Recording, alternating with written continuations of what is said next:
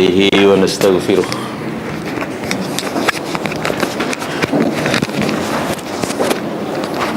ونعوذ بالله من شرور أنفسنا ومن سيئات أعمالنا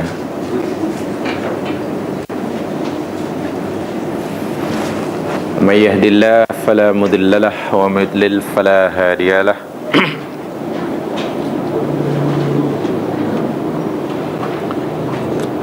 رضيت بالله ربا وبالإسلام دينا وبمحمد نبيا ورسولا رب اشرح لي صدري ويسر لي أمري واحلل عقدة من لساني يفقهوا قولي اللهم آمين.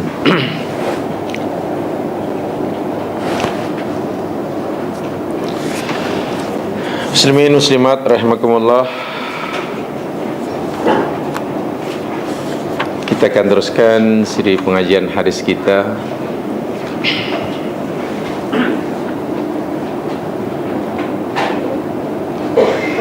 Dan kita telah pelajari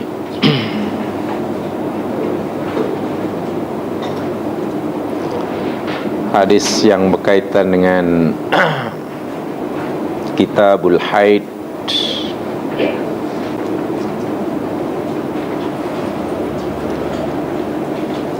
Beberapa hadis karena antara satu dengan yang lain berkaitan. Mula daripada hadis 149, 150, 151, 152, 153 dan 154.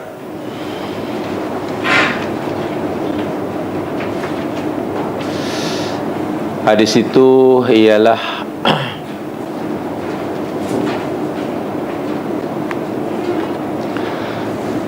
hadis yang menjelaskan tentang bagaimana cara mengenali damul haid daripada yang lainnya, mengenali darah haid dan darah yang lainnya, seperti mana penjelasannya telah kita pelajari pada siri yang lepas.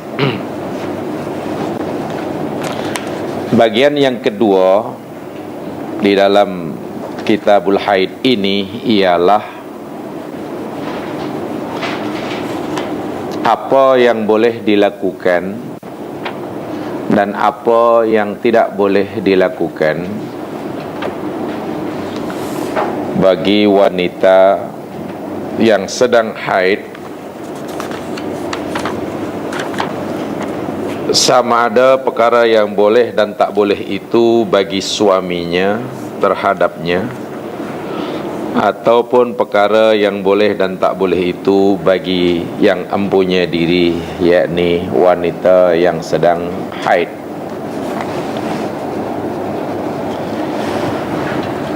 Seperti umpamanya hadis yang ke-155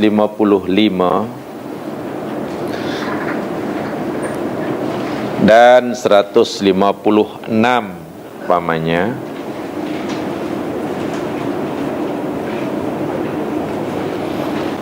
Kedua hadis ini yakni menjadi garis panduan kepada kaum suami khasnya dan para istri teristimewanya tentang apa yang boleh dan tak boleh dilakukan oleh pasangan ini ketika istrinya sedang haid.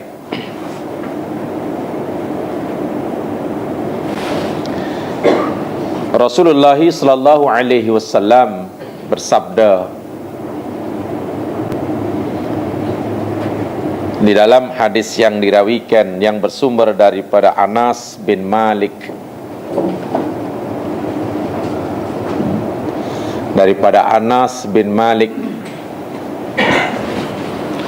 annal yahud, bahwasanya Yahudi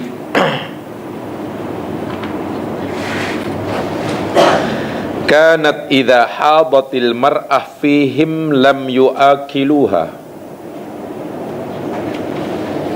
adalah apabila istri-istri mereka itu sedang haid, lam yuakiluha, mereka lelaki-lelaki atau suami Yahudi ini tidak mau makan bersama mereka istrinya, dan istrinya pun tidak dibenarkan menghidangkan makanan baginya, bahkan ditinggalkan, sehingga benar-benar suami tidak boleh melakukan apa-apa terhadap istrinya ketika istrinya sedang haid. Ditinggalkan, dibiarkan, bahkan masak pun tidak boleh. Yahudi mengharamkannya. Sementara si Nasrani pula pada masa itu tidak ada bezanya istri sedang haid ataupun istri tidak sedang haid. Bagi suami sama sahaja. Apa yang dia lakukan semasa istrinya suci, itu jugalah yang mereka lakukan ketika istrinya sedang uzur. Islam datang dengan risalah yang tengah, tidak ekstrim meninggalkan seperti mana yang dilakukan oleh Yahudi, namanya tafrid, dan tidak melakukan apa saja sehingga tidak ada yang tak boleh dilakukan, seperti mana fahaman Nasrani namanya ifrat. Sikap Yahudi itu namanya tafrid, sikap Nasrani namanya ifrat. Islam datang di tengah-tengah, yang dalam istilah sekarang sedang popular, yakni fahaman wasatiyah, tengah dalam semua hal. Istilah yang sangat cantik sekali ini. Quran memperkenalkannya dalam semua hal.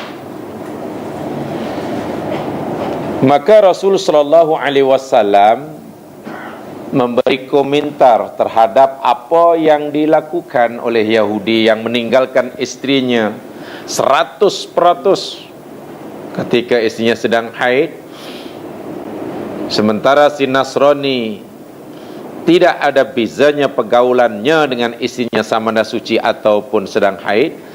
Nabi bersabda, isna'u kulla syai' illa nikah. Wahai kamu sekalian, wahai orang Islam, lakukan apa saja oleh kamu, wahai suami, terhadap istri kamu, segala sesuatu, illa nikah, kecuali perkahwinan. An-nikah di sini maksudnya al-jima', yakni hubungan suami istri sahajalah yang tidak dibenarkan.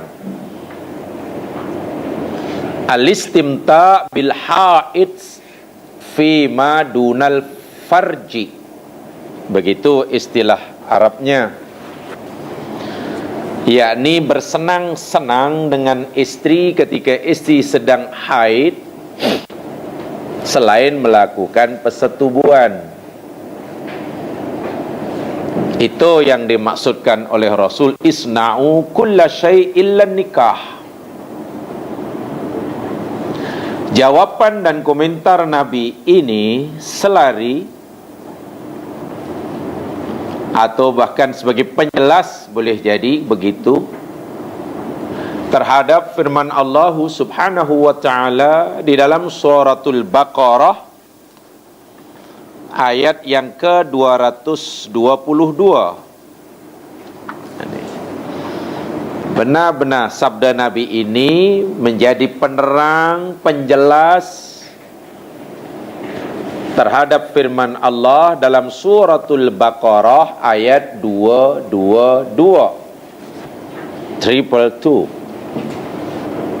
atau lebih tepatnya selari dengan firman Allah, dua.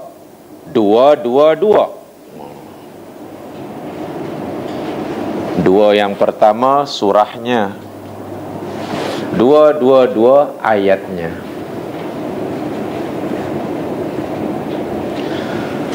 Di dalam ayat tersebut Allah Subhanahu wa taala berfirman, a'udzu billahi minasyaitonir rajim. Ketika mereka bertanya kepada Nabi tentang haid,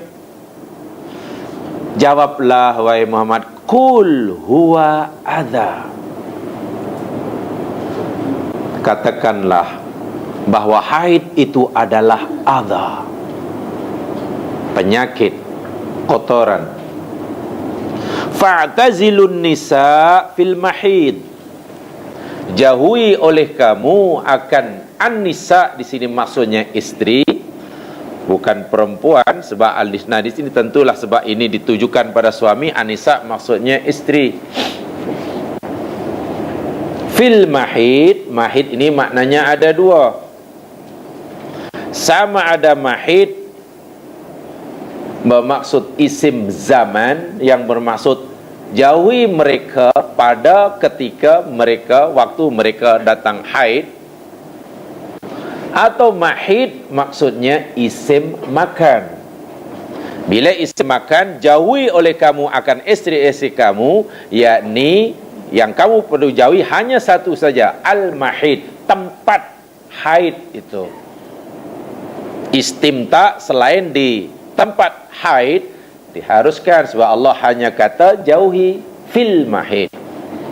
Wala taqrabuhunna, dan jangan kamu dekati mereka.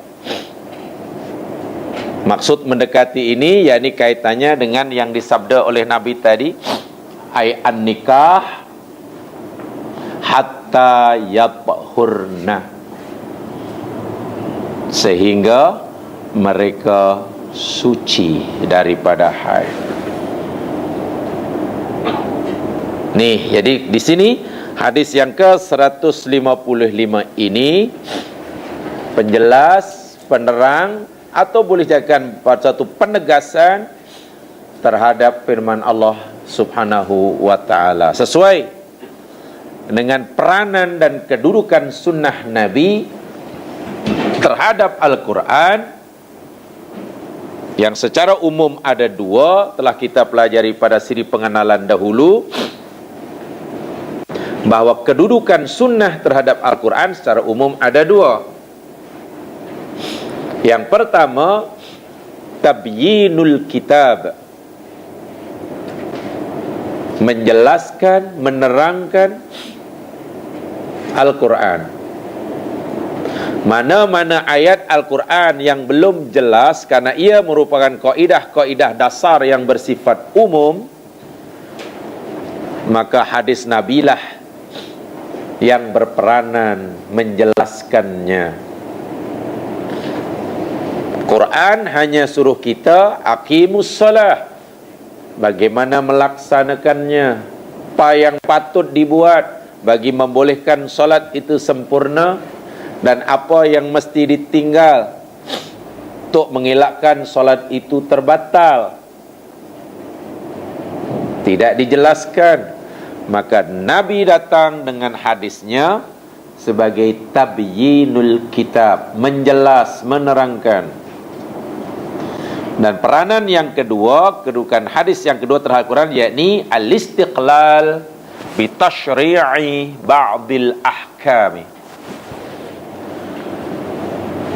Diberi kebebasan oleh Allah Subhanahu wa taala untuk mensyariatkan sebahagian hukum hakam yang tidak disebutkan oleh Allah di dalam Al-Quran. Ambillah contoh, umpamanya Allah mengharamkan atau perkara-perkara makanan yang diharamkan oleh Allah dalam Al-Quran. Seperti mana sedia maklum, kita tahu di sana Allah sebutkan darah, bangkai, daging babi, dan binatang yang disembelih bukan karena Allah. 4 saja kan yang diharamkan. Lalu Nabi SAW oleh Allah diberi kebebasan istiqlal untuk mensyariatkan sebahagian hukum yang Quran tidak sebut. Walaupun Quran hanya menyebut 4 sahaja, lalu Nabi tambah termasuk yang diharamkan, wa kullu dhinabin minasyiba wa mikhlabin minat thair. Termasuk yang diharamkan binatang yang bertaring, binatang buas lah tu, yang memangsa, yang makan binatang yang lain, rimau ke, kucing ke. Wa mihlabin minat thair, dan binatang burung yang mempunyai paruh yang kuat, kuku yang kuat, burung elang. Nak cari apa hukum sembelih kucing dan makan dagingnya dalam Quran tak jumpa. Jadi kalau kita tak terima hadis Nabi, bolehlah buat sate kucing. Sebab Quran tak, mana ada dan diharamkan atas kamu kucing, tak ada. Dan haram atas kamu harimau, tak ada. Sebab diharamkan binatang-binatang ini di dalam hadis. Baik, hadis yang sedang kita pelajari tadi sedikit keluar, isna'u kulla syai'in illa nikah. Ini sebagai tabyinul kitab, menjelas dan menerangkan apa yang Allah sebut di dalam Al-Quran. Apa yang Allah sebut dalam Al-Quran itu ialah yang dinyatakan tadi, yakni pada 2 ai annal ma'mur bihi minal i'tizal wal manhiu anhu minal kurban wa nikah. Bahasanya berdasarkan firman Allah ini dan sabda Rasul ini, bahawa yang disuruh oleh Allah Subhanahu wa taala al-i'tizal. Katalah i'tizal. I'tizal tu maknanya yakni menjauhkan, meninggalkan. Allah kata tinggalkan, fa'tazilu.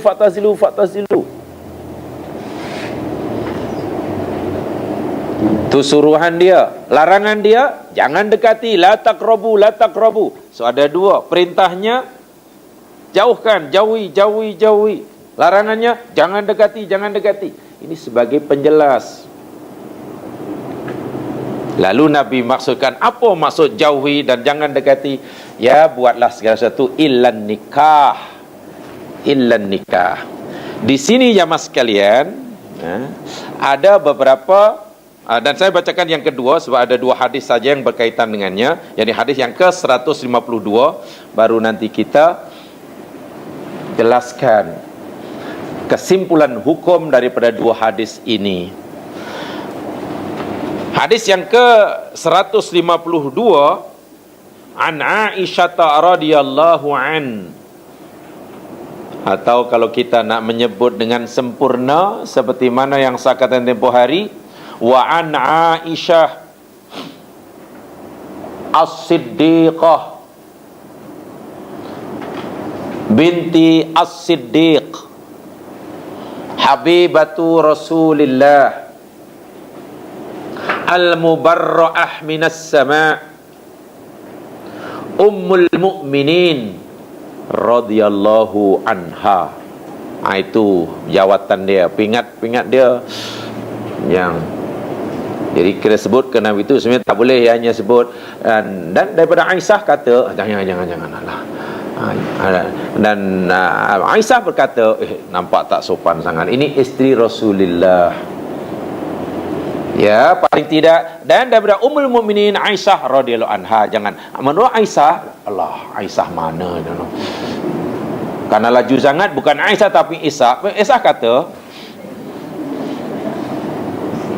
nanti Aisyah, Fatimah aja. Wan Khadijah jadi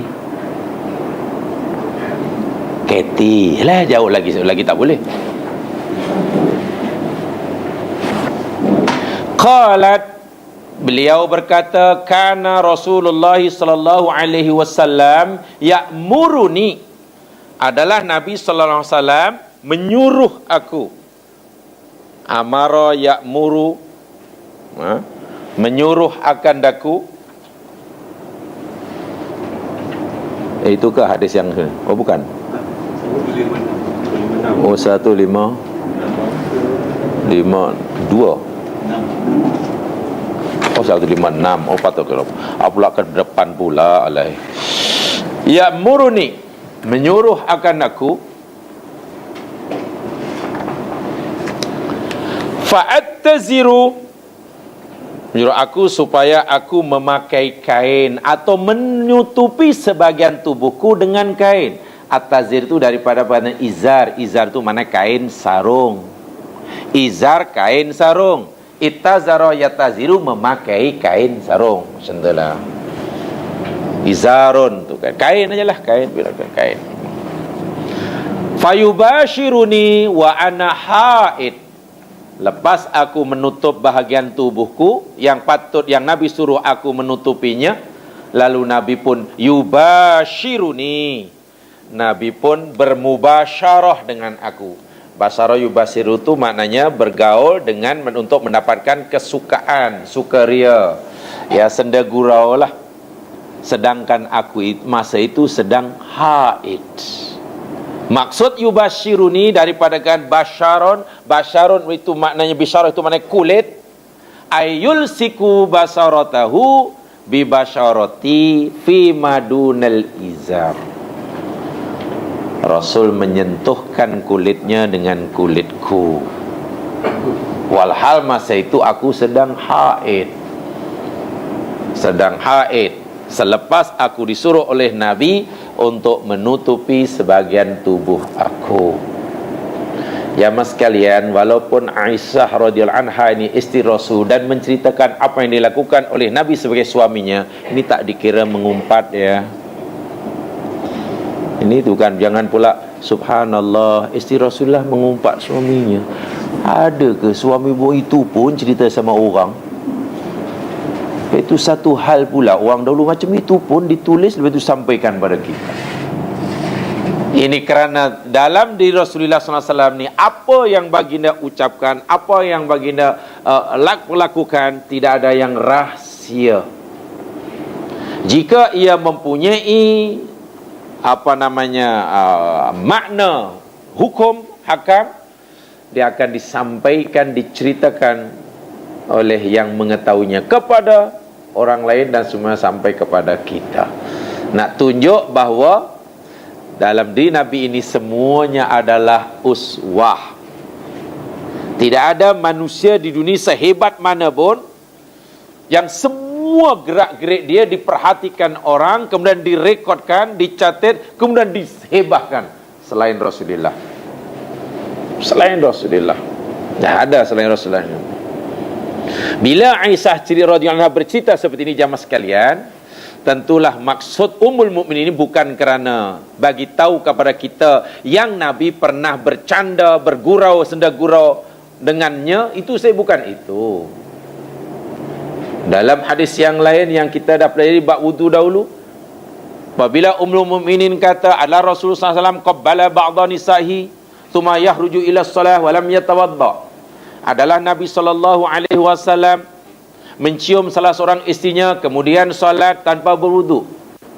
Jangan kemudian kita melihat bahawa isteri Nabi Aisyah Ummul Mukminin tadi menceritakan cium suami pun cerita orang. Jangan dilihat menciumnya tu. Dia nak bagi tahu, yakni rupa-rupanya, akhirnya ulama ada melihatnya suami mencium istrinya kemudian solat tu rupanya tak perlu berwudu. Itu nilai hukum dia, bukan nilai ciumannya. Tapi bagi pendapat yang membatalkannya, ciuman sentuhan suami tadi, akhirnya hadis tadi diandaikan. Ya mungkin memang hadis itu betul, tapi itu khususiah Nabi katanya. Itu khas bagi Nabi, umatnya tak boleh ikut. Tapi yang peliknya Ummul Mukminin tak kata itu khususiah Nabi. Yang lain pula betul, tetapi manalah tahu Nabi menciumnya itu berlapik. Jadi boleh jadi berlapik. Sebab itu karena Nabi boleh jadi menciumnya berlapik, maka tak perlu berwudu. Ada kemungkinan memang berlapik, tapi kemungkinan tidak berlapik lagi besar. Kemungkinan yang besar lagi tak berlapik. Itulah maksud. Jadi yang nak disampaikan sebenarnya yakni nilai hukum dia. Dua hadis ini jamaah sekalian rupa-rupanya tidak terlepas daripada kajian, pemahaman yang dilakukan oleh ulama-ulama mujtahid. Sekarang saya coba menyimpulkan fahaman apa yang disampaikan, yang difahami oleh ulama-ulama silam kaitan dengan masalah ini, yakni kaitan dengan istimta. Hududu ibahatil istimta bil haid. Had-had atau batasan-batasan yang diharuskan oleh agama tentang istimta. Istimta itu mana bersenang-senang suami istri ketika istrinya sedang haid. Al-istimta, senang. Hadis kedua hadis tadi kaitannya itulah. Wa'lam anna jumhur ahli ilmi ala hurmatil istimta fima baina surrati war rugbati bila hailin. Ini saya coba simpulkan sajalah. Ketahuilah sesungguhnya jumhur. Jumhur maknanya kebanyakanlah majoriti ulama ahli ilmu berpendapat haram hukumnya istimta, bersenang-senang antara suami dan istri ketika istrinya sedang haid di tempat baina surrati war rugbah, di bahagian tubuh istri antara pusat dan lutut, bila hailin, tanpa ada kain yang menutupinya. Itu jumhur. Kesimpulan dia, haram hukumnya suami istri istimta ketika istri sedang haid antara pusat dan lutut istri tanpa hail. Jumhur. Sungguh pun begitu ajazal Hanafiyah, yakni di kalangan madhab Hanafi mengharuskannya walaupun tidak tertutup. Wasyafi'iyah ma'a wujudil hail wa mana'ahul malikiyah. Ammal Hanabila fa'aktharuhum ala jawazi mubasharatil haid fima baina surati wa rugbah.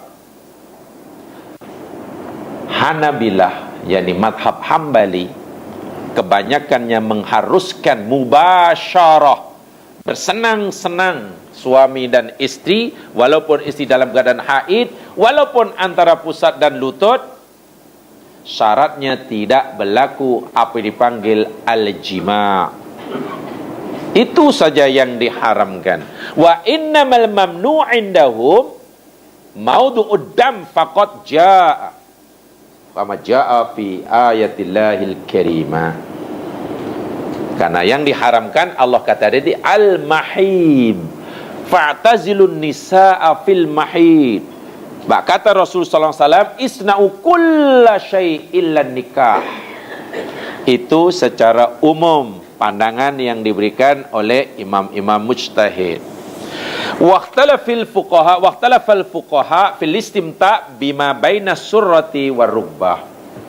Nampaknya yang diperselisihkan bukan istimta secara umum, bukan mubasyarah secara mutlak, tapi yang dipersidah mereka ialah al-istimta bainar surrati war rugbah.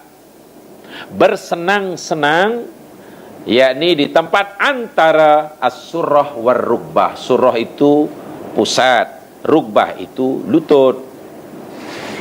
Itu yang diperselisihkan. Di mana jumhur, yakni Hanafiyah, Malikiyah, Syafi'iyah ila hurmatil istimta bima baina surati wahyi berdasarkan hadis Nabi sallallahu alaihi wasallam yang ke-152 yang dibaca, 156 yang dibacakan tadi. Hadis Aisyah Ummul Mukminin radhiyallahu anha. Dan di dalam hadis yang lain yang juga bersumber daripada Ummul Mukminin Aisyah radhiyallahu anha, matan hadisnya berbunyi, kanat ihdana idza kanat haid,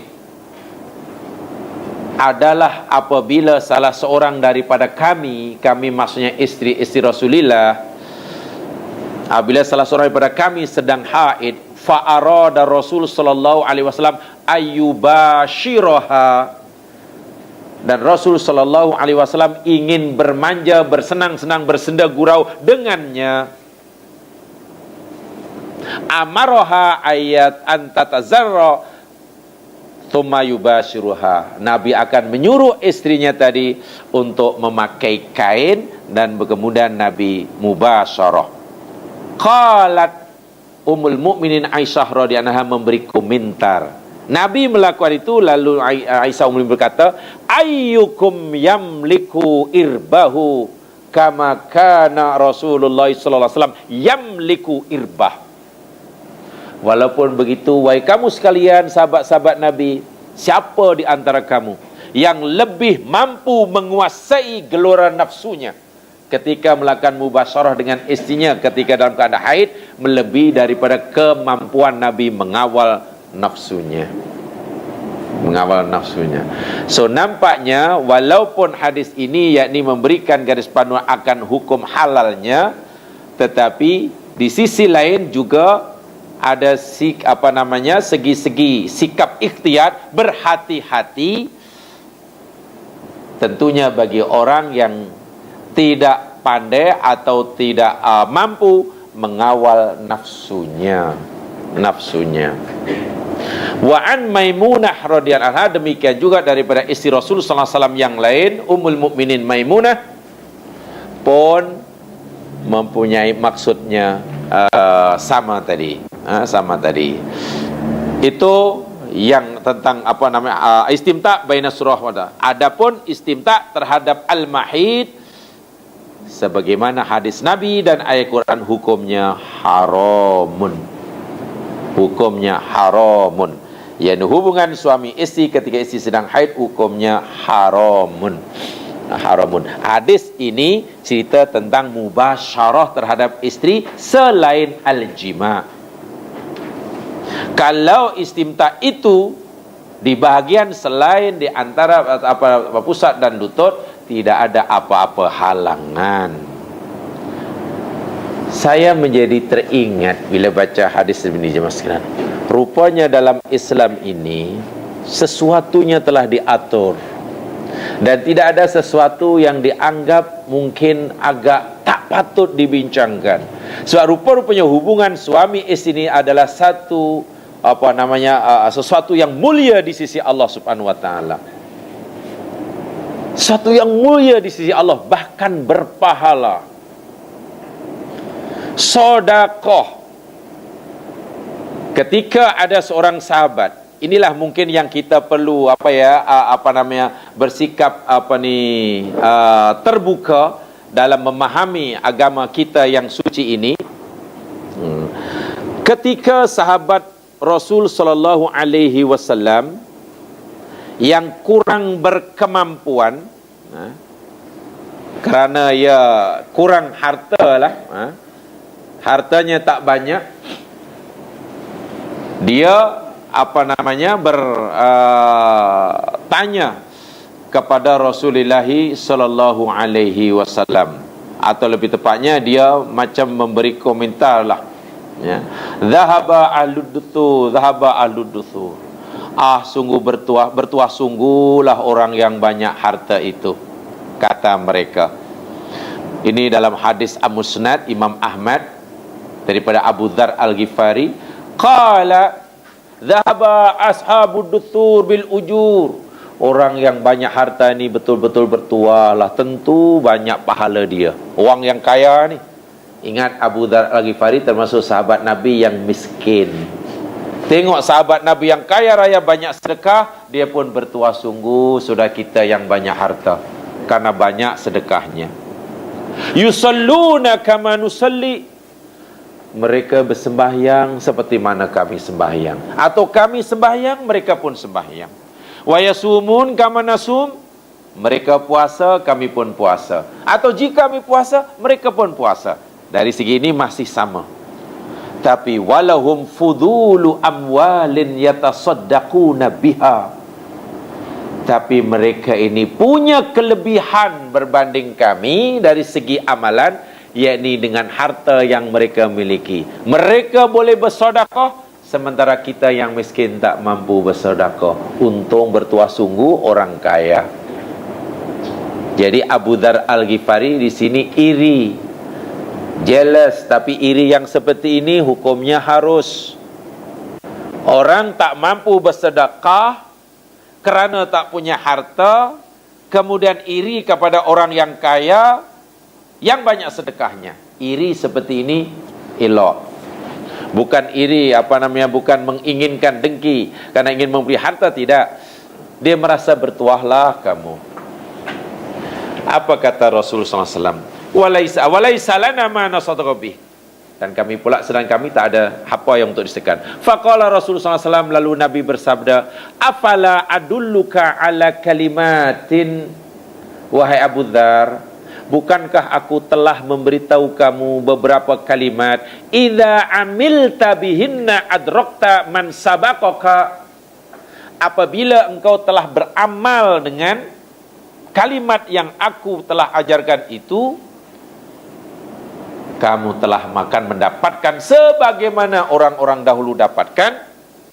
Wala yalhaquka illa man akhadha bimithli amalika, dan tidak ada orang kemudian yang akan mendapatkan pahala sebagaimana pahala melainkan melakukan amalan yang kamu lakukan.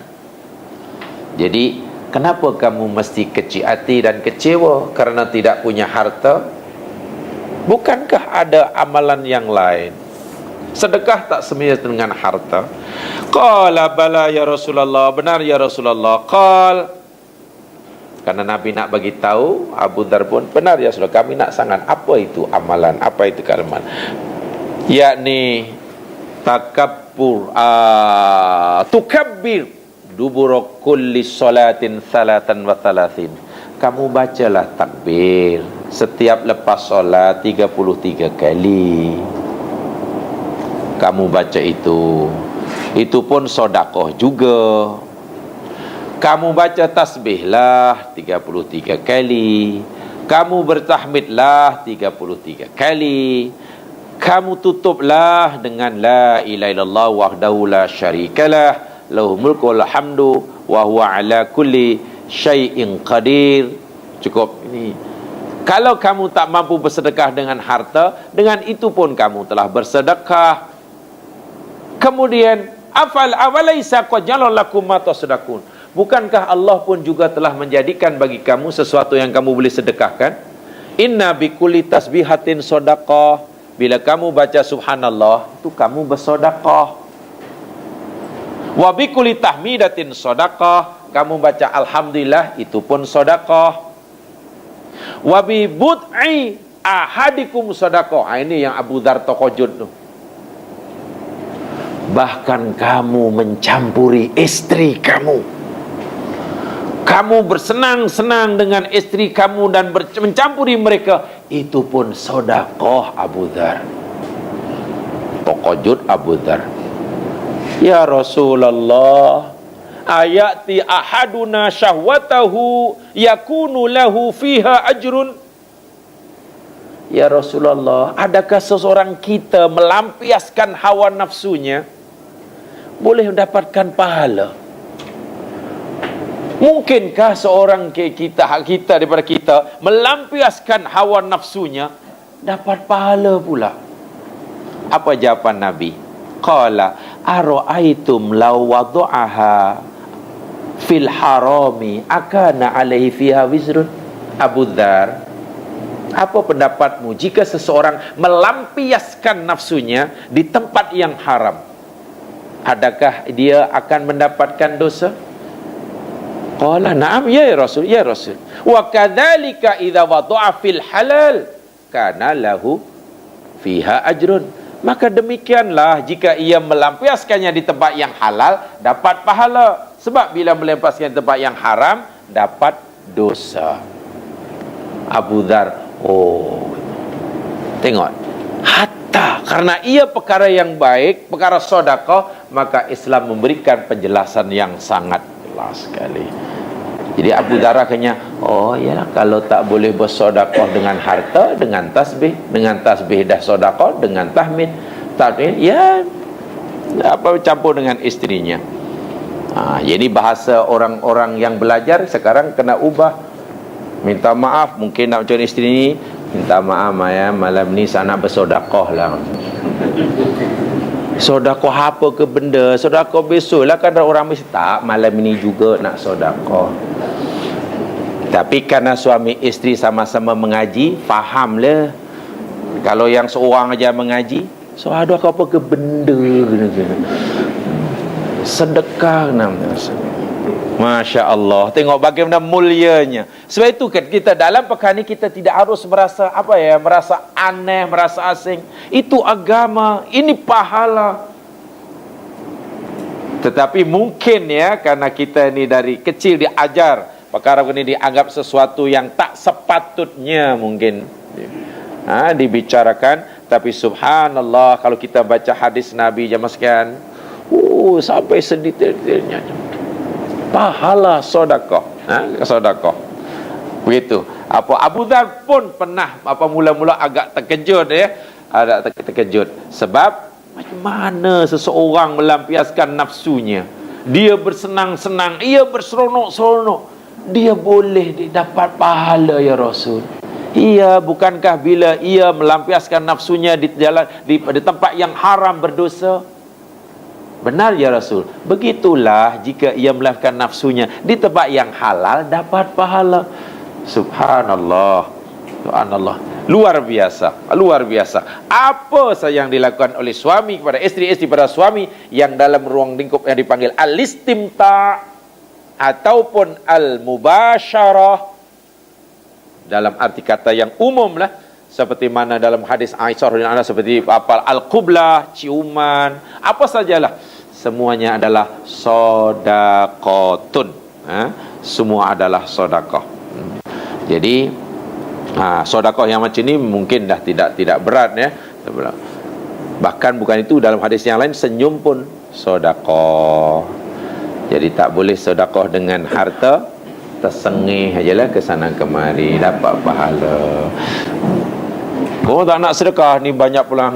Salah, harta tak banyak, adalah sikit-sikit tapi memang kurang lah. Tapi tak apalah, yang tak mampu sedekah dengan harta, dengan RM1, tersengih je, dapat pahala.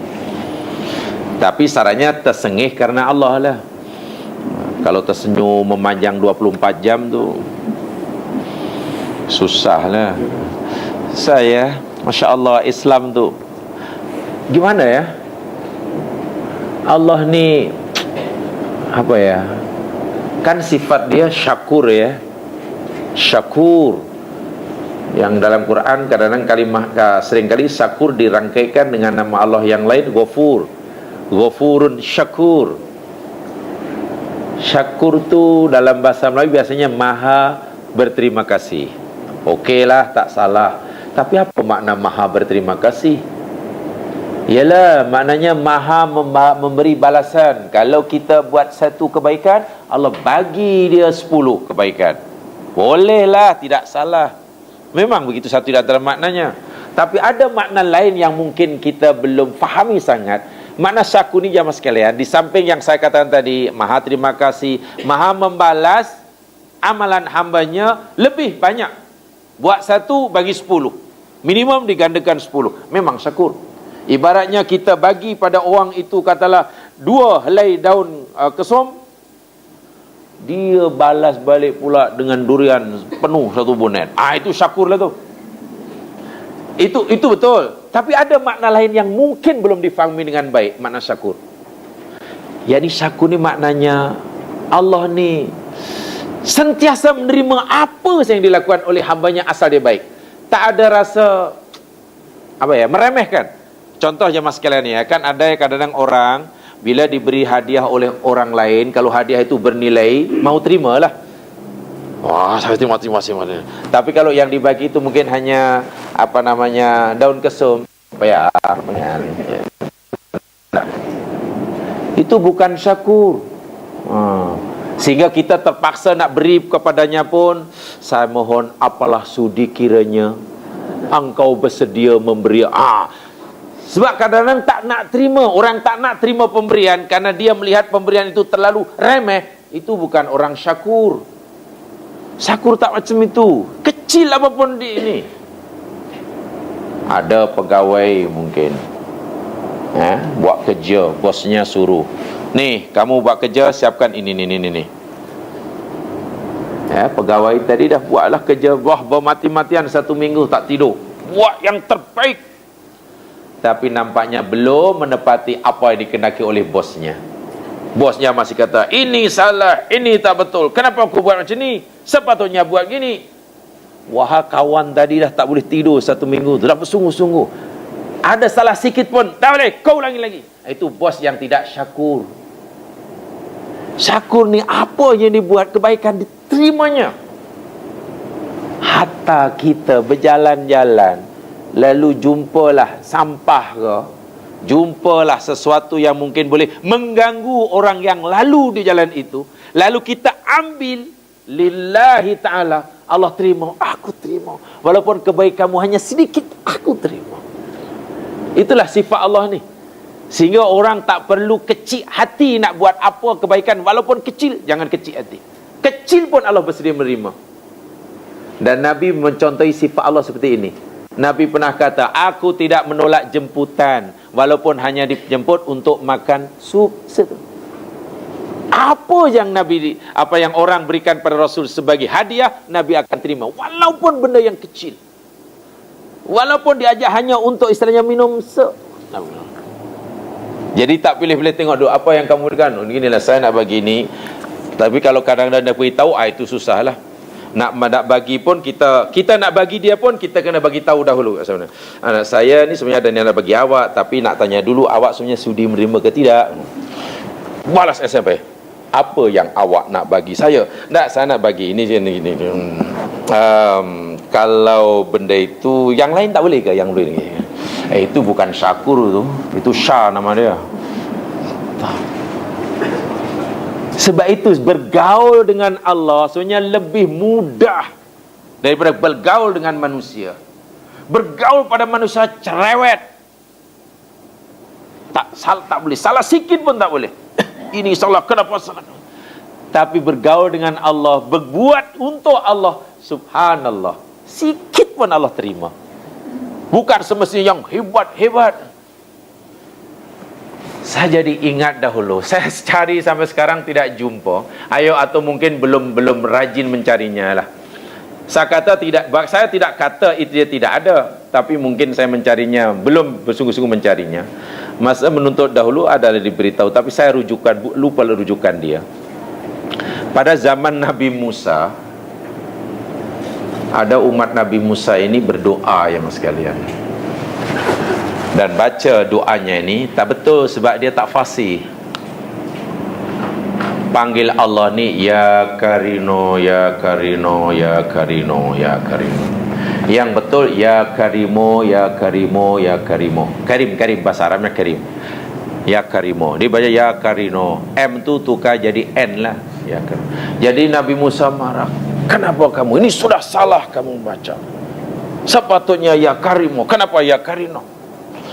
Dan orang ini memang tak boleh menyebut ya Karimo, ya Karino.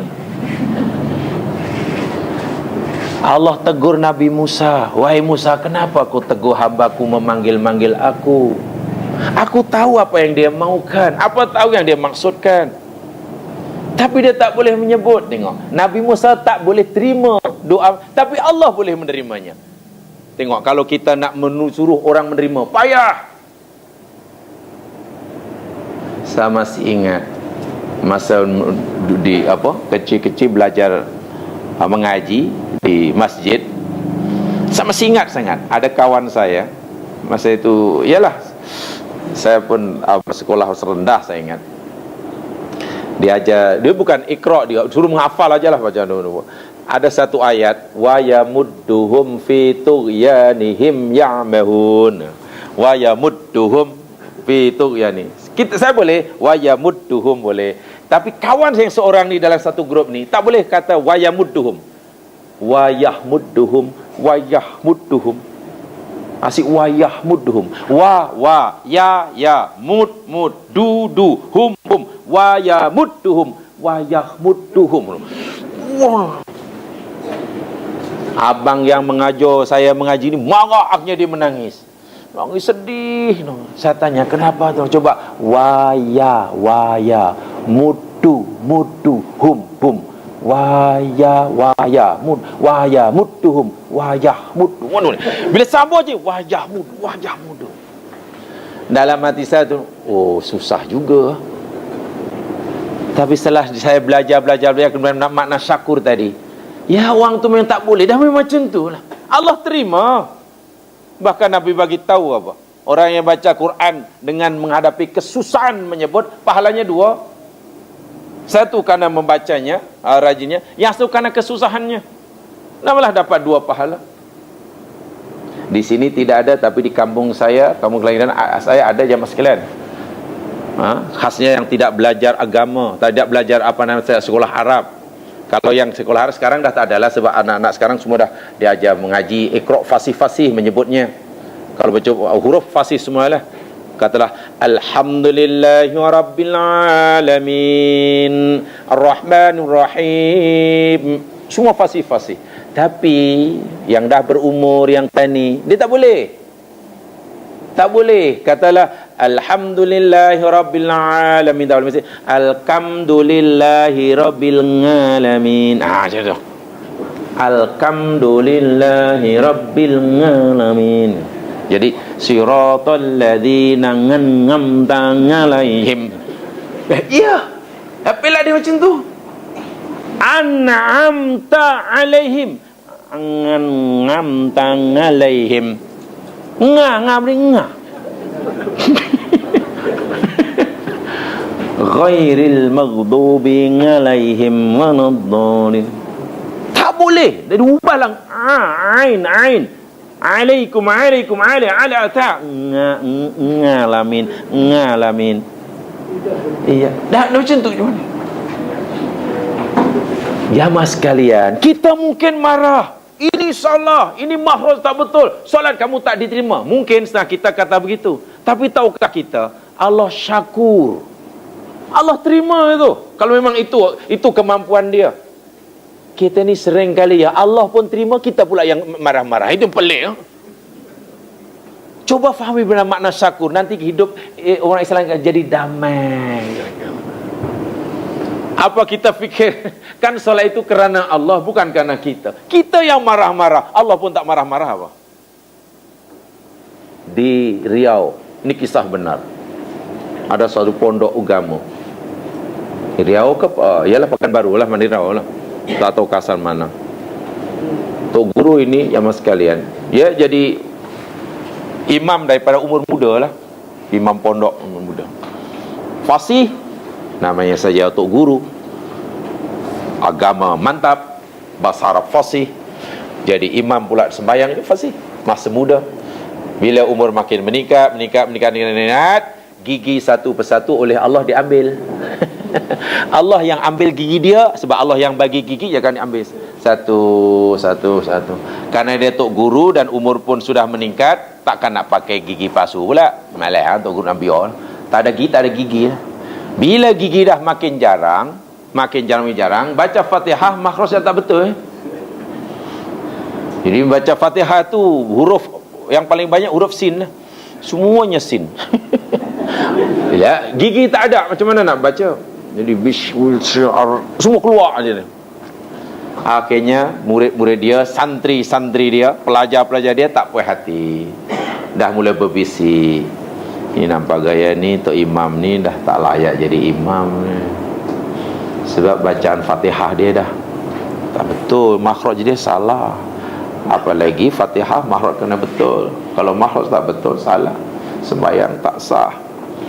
Jadi apa kata kita bagi tahu untuk guru ni supaya letak jawatan aja, tukar imam yang lain. Jadi daripada bisik-bisik akhirnya dicakap, dan Tok Guru ni tahu. Dipanggilnya semua murid-muridnya. Dipendek kata. Jadi, apa kamu fikir aku tak tahu apa yang kamu bisik-bisikkan? Apa kamu fikir aku sekarang baca Fatihah ini kehendak aku? Dahulu aku baca fasih kerana Allah masih bagi aku gigi. Sekarang bacaan aku nampaknya tak fasih sebab Allah dah ambil gigi. Bukan salah aku bila aku tak fasih macam dahulu. Kan? Jadi katakanlah orang itu jadi imam tak sah sebab Fatihahnya tidak betul. Kalau Fatihah tak betul, tidak sah umpamanya. Jadi imam pun tak sah, sebenarnya seorang pun nanti tak sah. Ini yang kita akhirnya muridnya marah-marah akhirnya. Inilah keadaan kita. Allah pun tak marah, yang dia boleh marah. Pelik namanya. Kita ingat tu, syakur tu macam tu. Maha menerima. Oleh itu kadang-kadang saya fikir saya kawasan kampung-kampung jamaah sekalian, mungkin di sini tak ada lah. Kampung-kampung pedalaman yang susah, memang susah, ekonomi pun susah. Siang malam kerja, laki bini, anak ramai. Tak ada masa lah nak belajar agama yang tinggi, mana ada. Susah. Bagi saya orang sebenarnya dah asal mau sembahyang pun dah hebat lah tu bagi saya. Jangan diberat-beratkan. Mau sembahyang itu pun dah.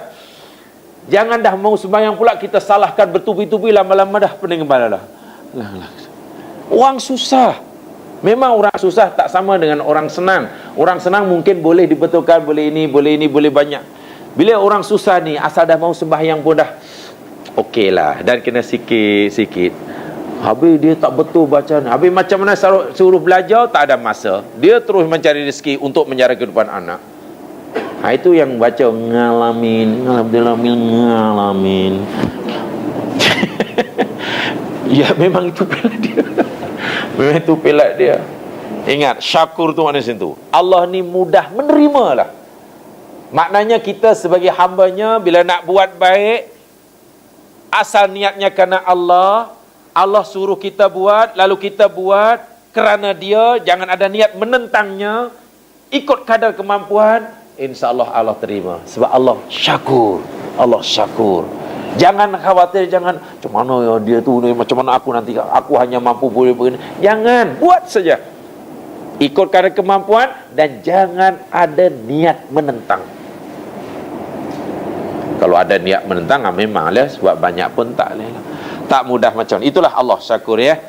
Bab solat demikian juga. Orang nak solat menghadap kiblat, mesti menghadap kiblat. Kiblat tak tahu, Allah kata ya solat je lah, menghadap ke mana, dah lah.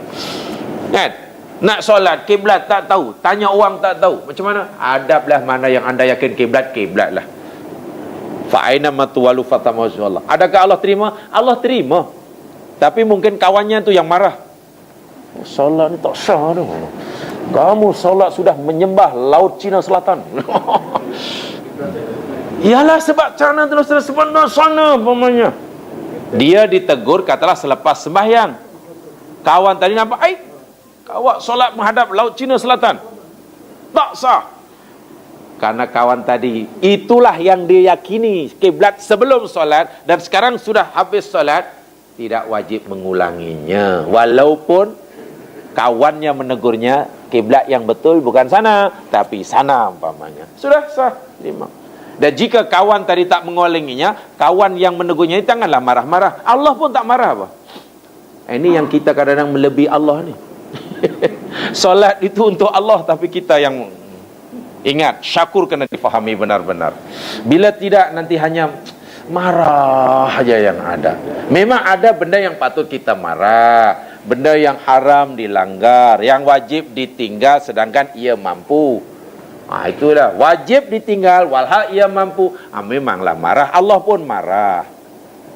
Tapi bila perintah dah dibuat kadar kemampuan setakat itu, ya sudahlah. Saya pernah menasihati, wallahu alam orang itu lepas itu sembahyang mengulangi atau tidak, wallahu alam lah, saya tidak tahu. Tapi saya nasihatkan supaya diulangi lah. Ini pernah berlaku ni jamaah sekalian. Benar-benar berlaku di kampung saya, bahkan di rumah saya di kampung Indonesia sana. Jadi itu masa saya balik jadi imam, sudah jadi imam, sebab depan rumah tu ada surau. Jadi masa jadi imam tu belakang tu gelap. Apa budak-budak gelap sangat. Ya, kita sebagai manusia biasa, makmum gelap tu dengar lah. Kuat pula tu budak-budak gelap. Jadi lepas Assalamualaikum pun semua senyap dia. Jadi lepas sampai habis tu saya tanya apa yang gelap. Semua tak ada berani cakap. Semua diam. Dia tanya, ini apa nama Pak Karim, tadi ada satu hamba Allah ni dah berumur. Masa sembahyang dia duduk di soft nombor 2. Masa sembahyang itu dia punya ikatan kain tu mungkin tak kuat. Jadi masa berdiri dia jatuh. Masa jatuh itu tak diambil, dia pakai seluar pendek lah. Nasib baik pakai seluar pendek. Jadi rukuk pun terpakai seluar pendek, sujud pun rokok begitu. Sebab mungkin diajar, ialah dah jatuh nak boleh ambil. Kalau ambil nanti 1, 2, 3, 4, 5 nak batal. Mungkin itu yang dia fahami. Jadi akhirnya itu je dia pakai seluar pendek. Jadi yang soft sebelakang dia nampak mestilah gelap. Lagi budak-budak muda. Jadi saya tanya, siapa yang itu Pak, itu katanya. Subhanallah, rupanya yang belakang tu belum lama meninggal, tahun lepas meninggal. Mudah-mudahan Allah ampun dosanya. Jadi saya jumpa dengan senang, Pak gini tadi gini ya saya elok-eloknya diulangilah. Kebetulan waktu sembahyang Isyak, jadi masih banyak masanya kan, diulangi. Sebab kan ialah kalau kita sembahyang dan terdedah aurat tidak segera ini kan sebenarnya tidak sah kan, tidak ada. Wallahualam, saya masa itu dia balik mengulangi solat Isyaknya tu tidak. Tapi yang paling bukan main takut tu, terjatuh mungkin dah bingung dah. Fiqah dia membingungkan. Aku nak ambil ke? Ya, sebab fiqah dia kalau aku ambil banyak gerak, batal, kena arek, itu lagi elok biar. Nasib baik dia pakai seluar pendek tu. Yalah, orang kampung Pak Cik Haji, seluar pendek adalah atas lutut sikit lah. Memang tak salah dengan seluar tu. Kalau seluar tu agak panjang sikit, dia suku, alhamdulillah. Dia seluar pendek di atas lutut hingga ke paha tu, ya tak sah lah dalam tu aurat kan. Nasib baik tu. Kalau tidak macam mana agaknya? Rukuk macam tu, sujud, patutlah soft yang ketiga bukan main gelap. Kata saya, apalah orang digelapkan. Lepas sembahyang langsung tak ada yang berani cakap. Ya mungkin takut Pak Cik tu marah agaknya, jadi tersinggung di diam. Rupanya Masya Allah, susah juga ya pemahaman fiqah ni bila terlalu rigid. Sepatnya bila rasa nak jatuh tu cepat tahan lah. Lepas tu boleh, insyaAllah tidak batal. Bila terjatuh pula serba salah tu. Serba salah. Betul itu kejadian yang sebenarnya. Jadi wallahualam lah. Ya, kalau diulangi, sepatutnya diulangilah sebab solat itu tidak batal. Tapi kalau tidak diulangi karena kejahilannya, ya harap-haraplah Allah terima lah. Kalau Allah tidak syakur, ya harap Allah ghafur lah, kan ghafurun syakur. Saya hanya berdoa begitu biasanya kalau menghadapi orang seperti ini. So gimana nak paksa? Takkan kita nak berkeras neraka. Mana boleh, orang yang pengalaman yang sangat sedikit sekali, sedang pergi ke surau, mau jamaah itu pun dalam hati saya syukurnya, sebab saya kenal masa dahulu, masa mudanya la yarka wala yasjud. Masa muda saya kenal dia, solat pun tidak, rukuk solat pun tidak. Sekarang sudah rajin surau, sudah bagi saya sudah itu dah perubahan yang hebatlah. Itulah, jadi kena bijaksana lah, kena bijak, kena dimanfaatkan nama-nama Allah tadi. Jadi kembali kepada pembicaraan tadi, perkara-perkara yang mungkin dianggap tak begitu sopan sebenarnya, tapi dalam agama itulah yang sebenar-benarnya, yang hakikat, yang hakikatnya, yang Rasul sallallahu alaihi wasallam pernah menyatakan, ya Allah tidak malu untuk menyatakan yang benar, yang sebenar-benarnya, yang sebenar-benarnya. Jadi kesimpulan daripada penjelasan dua hadis tadi, yang diharamkan yakni al-jima', itu yang diharamkan. Yang diharuskan dan disepakati ialah al-mubasyarah selain al-jima' kepada istrinya, yakni kepada istrinya dengan istrinya yang dalam keadaan haid, kecuali bagian antara as-surah dan rukbah. Itu yang disepakati. Adapun yang diperselisihkan yakni al-mubasyarah atau al-istimta baina surrati wa rukbah, antara pusat dan lutut. Itu yang diperselisihkan. Pendapat yang majoriti hukumnya harus, sebab yang diharamkan berdasarkan hadis Nabi dan juga ayat-ayat Al-Quran. Ayat Quran tadi hanyalah al-jima'. Kenapa begitu? Islam menjelaskan begitu, Nabi begitu. Sebab kata hadis yang telah saya nyatakan tadi, ya mas sekalian, itu termasuk sodakotun. Allahu Akbar. Termasuk sodakotun, pahala, termasuk ibadah, termasuk ibadah. Itu satu sebabnya. Hadis yang berikutnya, yakni ini bagian yang ketiga, apa yang boleh dan apa yang tak boleh dilakukan oleh perempuan yang sedang haid dan yang adik-beradiknya, an-nifas umpamanya. Yakni bermula daripada hadis ada hadis 157. Hadis 157 itu yakni hadis bagi mereka apa yang patut dilakukan oleh seseorang apabila ia telah terlanjur melakukan hubungan suami istri ketika istrinya pula sedang haid. Apa yang mesti dilakukan jika terlanjur telah melakukannya hubungan suami istri ketika istrinya pula sedang haid. Di sini yang hadis yang ke-157 ini. Hukumnya haram, tapi bagaimana jika orang yang telah melakukannya karena tidak tahu? An Ibni Abbas an Rasulullah sallallahu alaihi wasallam fil ladzi yatim ra'atahu wa huwa haid, yakni tentang seorang lelaki, maksudnya suami yang mencampuri istrinya ketika istrinya dalam keadaan haid, hendaklah ia bersedekah, yatasaddaqu bidinarin atau binisfi dinarin, hendaklah ia bersedekah dengan 1 dinar atau setengah dinar. Hadis yang disahihkan oleh Imam Hakim dan tapi dianggap rajih oleh keduanya sebagai hadis mauquf. Hadis mauquf. Maksud hadis ini jemaah sekalian, yakni bersedekah 1 dinar ini seperti mana yang dinyatakan dalam sarahnya ini, dhahaba ila ijabis sedekah. Hukumnya wajib. Jadi di sini jangan dilihat nilainya. Contohnya zakat fitrah. Kalau kita lihat nilainya, mungkin orang menganggap remeh sebab hanya RM7 sahaja. Dan nilai RM7 1 tahun RM7, Allahu Akbar, sikitnya. Dan harap-harap tidak ada lah. Mudah-mudahan tidak ada, tapi nampaknya mungkin ada. Karena mungkin terlalu sedikit, mungkin ada orang yang terlupa tak zakat fitrah tiap tahunnya. Sebab dia dah zakat mal beribu-ribu, sehingga zakat fitrah yang RM7 lupa nak bayar. Wah, zakat fitrah tu punya wajib. Kan? Dia sebagai penyuci bagi orang yang sedang berpuasa. Jadi jangan dilihat nilai dia, dilihat hukum dia, wajib. Demikian juga sedekah yang mesti dibayar oleh seorang yang sudah terlanjur mencuri istrinya dalam keadaan haid, sama ada dalam keadaan tidak disengajakan atau mungkin karena kejalannya dahulu, wajib hukumnya bersedekah. Bukan nilai, jangan dilihat nilainya. Jika tidak mau melakukannya hanya karena ringan, jadi di sini hukuman ini memang nampaknya tidak memberatkan. Macam zakat fitrah memang tidak memberatkan. Zakatul mal pun tidak berat, sebab hanya 2,5%, kan tidak berat.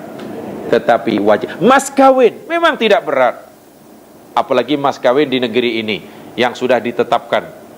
Walaupun hakikatnya mas kawin hak perempuan untuk minta menetapkannya berapa. Bukan orang lain yang berhak menetapkannya. Nasib baik di negeri ini dah ditetapkan. Bahkan dahulu ada yang hanya RM22.50. naik menjadi RM40 50 sen, naik jadi RM80. Sekarang dinaikkan pula minimum di Selangor RM300. Kecil, sangat kecil. Tetapi jangan dilihat kecilnya itu, makna filosofi di sebalik mas kahwin tadi. Ia wajib. Perkahwinan yang tidak ada mas kahwin tidak sah. Bayar mas kahwin, yakni ia ada satu bentuk pengakuan suami, calon suami akan hak istrinya. Mas kahwin dalam bahasa Arab banyak istilahnya, kadang disebut sodak, kadang disebut ujur, kadang disebut faridah, kadang disebut mahar, kadang disebut mahar. Jadi maknanya banyak. Contoh kalau disebut sodak, maknanya kejujuran. Ini bermakna dengan membayar mas kahwin tadi, si suami telah memberikan mesej pada istrinya yang dia akan jujur melaksanakan tanggungjawabnya. Kalau ia disebut mahar, mahar itu maknanya bijak, dewasa, matang. Ia memberitahu pada istrinya yang dia suaminya tadi sebenarnya sudah cukup matang, mampu untuk menjadi ketua rumah tangga. Itu makna mahar. Kalau disebut faridah, makna kefarduan yang Allah fardukan, yang memberi isyarat kepada istrinya, pada walinya, bahawa suami tadi bersedia menerima bebanan apapun yang difardukan oleh Allah ke pundak dan bahunya. Itu maksud dia. Dan bila disebut ajrun, itu satu bentuk pengakuan suami akan hak istrinya. Karena maklum, pada zaman sebelum datangnya Islam, kaum wanita ini dinafikan haknya, sama sekali tidak punya hak. Bahkan mereka dianggap sebagai sesuatu yang boleh dimiliki. Itu sebetulnya. Jadi kalau dilihat nilai dia memang sangat kecil. Tapi kalau kita lihat falsafah di sebaliknya, oh luar biasa. Seperti mana saman atau denda? Saman pula. Apa? Denda ya? Takkan denda pula ya. Apa namanya ni? Kafarah dia ini kecil sekali. Sebab boleh jadi suami istri tadi tanpa sengaja ketika bercampur dengan istrinya, rupa-rupanya istrinya sedang haid. Tanpa disengajakan, tanpa diketahuinya, maka wajib hukumnya ia bersedekah. Bila ia disengajakan, tentu hukumnya haram. Hukumnya haram. Adapun hadis yang ke-158 hingga hadis yang terakhir dalam bab ini bercerita tentang apa yang boleh, apa yang tak boleh dilakukan oleh isteri ketika ia sedang haid. Yakni di situ dinyatakan, contohnya bila perempuan sedang haid, kata daripada Abu Sa'id Al-Khudri, qala alaysa idza hadil mar'ah lam tusalli wa lam tasum. Dalam hadis yang panjang, Rasul sallallahu alaihi wasallam di hujung hadis bersabda, bukankah perempuan itu apabila ia sedang haid, dia tidak bersembahyang dan juga tidak berpuasa. Maknanya dua itu termasuk yang tidak dibenarkan. Kemudian di dalam hadis yang lain, la uhillu al-masjida li haidin wala junubin. Di dalam hadis yang lain Nabi bersabda, aku tidak halalkan masjid ini bagi perempuan yang sedang haid dan sedang junub. Itu maknanya termasuk yang tidak dibolehkan lakukan. Dan dalam bab sebelumnya, yakni seperti mana qiraatul Quran dan lain sebagainya, itu yang kita telah perbincangkan dahulu, ada perselisihan di kalangan ulama tentang baca Quran macam mana, tentang masul Quran macam mana, dan seterusnya. Dahulu dalam kitab Nawaqidul Wudu telah kita pelajari. Dalam bab haji, yang tidak dibenarkan hanya tawaf dan sa'i sahaja. Selainnya dibenarkan, dibolehkan. Nak wukuf disilakan, nak mabit dibenarkan, nak ramyul jumrah tidak jadi masalah. Hanya tawaf dan sa'i, karena ia dilakukan di masjid, dan tawaf itu adalah maqam sesuai apa sama dengan sembahyang, maka ia tidak dibolehkan, perlu kepada suci, demikian juga apa yang tak boleh dilakukan oleh orang yang sedang nifas sama dengan apa yang dilakukan oleh orang yang sedang haid, secara umumnya sama, dan itu tidak menjadi perbezaan ulama sebenarnya. Hanya ada perkara-perkara yang dibezakan, seperti mana bagaimana jika ia pegang Quran, baca Quran, itu yang telah kita bicarakan dalam bab yang sebelumnya tentang nawaqidul wudu. Jadi saya tidak ingin mempanjang lagi masalah ini karena telah kita pelajari dalam bab nawaqidul wudu pada siri-siri yang lepas. Jamaah sekalian, itulah babul haid, dan bab yang pertama telah selesai sudah, kitab yang pertama, dan kita nanti akan masuk dalam kitab yang kedua, yakni kitabus solah. Kitab yang pertama yakni sudah habis, kita akan masuk nanti akan kitab yang kedua. Mungkin kita tanya, apa kitab yang pertama ni? Yang pertama Kitabut Thaharah. Kitab Bulughul Maram ini kan dibagi berbagian-bagian ya. Bagian yang pertama Kitabut Thaharah. Bab Thaharah kan. Thaharah itu dahulu merikati tentang air, tentang bejana, bekaslah dan ini, kemudian cara menggunakan najis, bab wudu, sapu, pakai batu wudu, menyapu, khuf, ada qadaul hajah, mandi, tayamum, bab haid yang baru ini. Itu Kitabut Thaharah lah. Kemudian bagian yang kedua Kitabus Solah.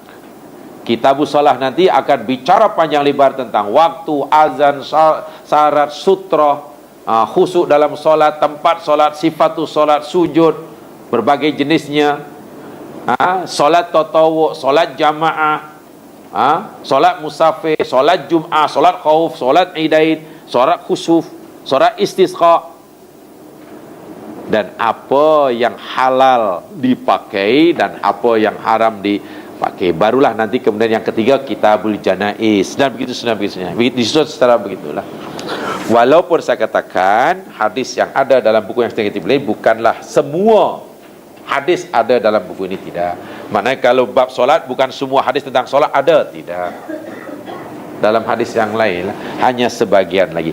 Apatah lagi buku yang kita pelajari hadis Bulughul Maram ini bukan dipanggilnya bukan kitab hadis ya jemaah sekalian, himpunan hadis. Kitab hadis ini sebetulnya yakni kitab yang dikarang oleh seorang yang perawinya seorang. Bukhari kan, semua hadis itu memang Bukhari sendiri yang menghimpunkannya. Itu dipanggil kitab hadis. Kan ini kan macam-macam perawi dia, ada Bukhari, ada Muslim, ada yang sahih, ada yang dhaif, ada yang ini himpunan. Kitab Muslim, itu kitab hadis lah tu. Muwatta, Musnad Imam Ahmad, itu dipanggil kitab hadis. Jadi setebal itu, buku hadis setebal itu, yang meriwayatkannya sama aja. Semua Abu Dawud aja. Maklum Sunan Abu Daud. Perawinya kitab hadis setebal itu Nasai aja. Maklum dia Sunan An-Nasai. Perawinya semuanya Imam Malik. Maklum Muwatta umpamanya. Semua diriwayatkan oleh Bukhari. Sebab itu dipanggil kitab hadis. Yang ini himpunan saja. Jadi si pengarang ini ambil hadis ini dari sini, ambil sini gini, ambil dari sini. Bukan kitab hadis lah. Apalagi kalau hanya dalam buku ada cantum hadis, ada dalam buku ada cantum, itu bukan dalam kitab hadis ini, bukan. Itu majalah yang itu dipanggilnya. Yang kebetulan dalam majalah tadi ada artikel dan kemudian dicantumkan 1-2 hadis. Itu bukan kitab hadis, dipanggil majalah. Sebab itu kalau kita tanya, macam mana ya orang ini boleh dicantumkan yang daif masuk yang ini? Ya sebab dia hanya nak menghimpunkan. Nah, itu Pak ni. Berbeza dengan Sahih Bukhari, katalah Sahih Muslim, dah dipastikan, dan dia tidak akan diriwayatkan oleh yang lain. Itu yang dimaksudkan kitab hadis. Walau bagaimanapun mungkin ini lebih menyeluruh sebagai asas mempelajari hadis, karena banyak hadis kutipan dari kanan dari kiri perawi yang pelbagai, memudahkanlah. Dan ingat, Bulughul Maram sebenarnya yang hanya merupakan matan sahaja. Kalau kita ingin lebih luas, bacalah Subulus Salam yang menjadi sarahnya. Yang di hadapan saya ini Subulus Salam. Jadi yang saya sampaikan tadi, dalam Subulus Salam setiap satu hadis ada uraiannya. Setiap satu hadis ada uraiannya. Jadi lagi tebal lah, kitab dia lagi tebal. Sebab ini hanya matan-matan saja, tak ada uraian. Bahkan tidak ada pun perbezaan pendapat disebutkan, tak sebut pun. Tapi dalam Subulus Salam sudah ada. Contohlah dalam Bukhari matan saja, ini. Kalau ingin lebih jelas lagi, mungkin ada perbezaan, kalau ada nampaknya percanggahan, lalu dijelaskan percanggahannya, ya bacalah sarah Bukhari, Fathul Bari ke, Ibnu Battal ke. Sahih Bukhari diberi sarahan oleh banyak ulama, Fathul Bari mensyarahkannya, dalam kitab Al-Fadhil Ibnu Hajar sekali dalam Fathul Barinya, Ibnu Battal pun memberi sarahan kepada itu. Jadi yang lebih, kalau baca matan saya, lebih matan terjemahan memang kurang banyak yang kita perolehi. Bukan tidak dapat, kurang banyak. Lebih-lebih lagi nanti bila kita baca hadis ini dan hadis ini nampaknya berlawanan, kita jadi bingung. Itu yang akhirnya orang dah bingung tu. Ini yang masalah bila aku baca banyak-banyak jadi bingung. Itu satu di antara alasan kenapa aku tak suka belajar banyak-banyak. Sebab kalau belajar banyak-banyak, pening saya. Ini kata ini Ya, tak begitulah. Kalau bingung baca Bukhari karena dibaca matannya, bacalah syarahnya. InsyaAllah tidak bingung, sebab diuraikan macam itulah. Dan memang banyak. Dan karena kita ini bukan pelajaran yang secara akademik, jadi biasanya tak pernah khatam. Kalau belajar di pondok-pondok memang khatam lah. Tafsir kalau tak khatam, belum tukar lain. Memang khatam. Itu zaman kalau orang yang belajar di pondok khasnya, maksud saya pondok yang betul-betul sekolah agama yang inilah, memang khatam. Kalau sudah khatam Bukhari sudah, Muslim sudah, Muwatta sudah, memang memang khatam sungguh. Dan di depan guru dia. Itu yang biasanya bila sekolah agama khasnya yang pondok lama masa dia, berpuluh tahun. Sebab banyak yang di ini. Sebab itu kalau di sini pondok itu tak puas hati karena mungkin kurang memberi penekanan hadis, cari kepada yang lain, cari. Sehingga bila orang balik di pondok sampai berbelas tahun hidupnya di pondok ya. Tapi memang ilmu dia hebatlah, menguasai banyak ilmu. Itu kalau di pondok. Kalau di peringkat cara pendidikan moden di universiti biasanya ya yang umum-umum sahaja. Bukhari bukan dihabiskan, hanya dibagi ini dan belajar. Selebihnya belajar sendiri. Ibaratnya universiti hanya bagi kunci. Ini kunci dia untuk buka kitab Bukhari. Selebihnya kau baca sendiri dia. Ini kunci dia untuk mempelajari tafsir Ibnu Katsir. Lepas itu baca sendirilah. Sebab itu yang di 3 tahun, 4 tahun dah habis, dapat ijazah. Tambah 2 tahun dapat master, cabung lagi 2 tahun PhD. Bukan semua. Yang lain itu kena baca sendiri. Itu biasanya jadi ya ada kelebihan, ada kekurangan begitulah. Tapi kalau daripada pondok dan lama berbelas tahun, memang mantap lah, sangat-sangat mantap. Berbeza, mereka lebih detail tapi lama lah, belajarnya sangat lama. Fasih lah, fakih dan fasih. Itu aja yang sebab saya sampaikan. So, mudah-mudahan dapat memberi manfaat. Walaupun pembelajaran kita pondok pun bukan, universiti pun bukan, ini paling cepat. Ini yang paling pantas. Sebab kalau pondok sangat lama, di universiti terlalu sesama ini ada peperiksaan pula. Ini bagus. Paling cepat, shortcut paling bagus. Asal istiqomah, insyaallah adalah manfaat dia, insyaallah. Itu yang saya sampaikan. Kita dengan banyak tasbih kifarah. Subhanakallahumma bihamdika asyhadu an la ilaha illa anta astaghfiruka wa atubu ilaik. Innal insana fi khusr illa alladhina amanu wa amilus solihat wa tawasaw bil haqq wa tawasaw Assalamualaikum warahmatullahi wabarakatuh.